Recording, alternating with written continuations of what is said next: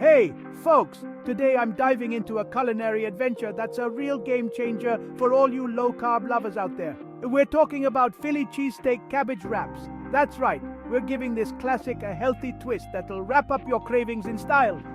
First off, let's tackle our leafy vessel, the cabbage. You'll need a large green cabbage, and here's a hot tip. Boil the whole head until the leaves are tender enough to make your grandma proud. About 5 to 7 minutes should do the trick. Once done, let it cool off, because trust me, no one likes a hot-headed cabbage. Now peel off those big beautiful leaves and set them aside. We've got some steak to cook. Grab your skillet, heat some olive oil, and throw in a pound of thinly sliced skirt steak. Cook it until it's as brown and inviting as a chocolate bar, roughly 5 to 7 minutes. Don't forget about the veggies. In the same skillet, toss in your sliced onions and bell peppers. We're aiming for soft and sweet, just like a good date night, so give them about 5 minutes. Spice things up with garlic powder, onion powder, dried oregano, and your trusty salt and pepper.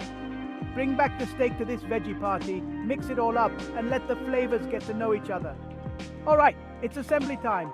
Take a cabbage leaf, lay a slice of provolone cheese right in the center, like it's laying on a beach towel. Then spoon that delicious steak and veggie mix on top. Now roll it up tight, tuck in the sides, and there you have it, a wrap that's ready to rock your world. If you're feeling extra, pop these bad boys under the broiler for a couple of minutes to get that cheese nice and melty.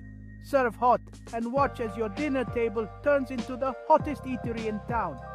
And remember, you can always jazz up your wraps with some sautéed mushrooms or throw in a few jalapenos if you like living on the spicy side of life. There you have it, my fellow food lovers. Philly cheesesteak cabbage wraps. Low carb, high flavor, and 100% delicious. Thanks for wrapping up your day with me. And remember, keep your ingredients fresh and stay salty. Until next time, happy cooking.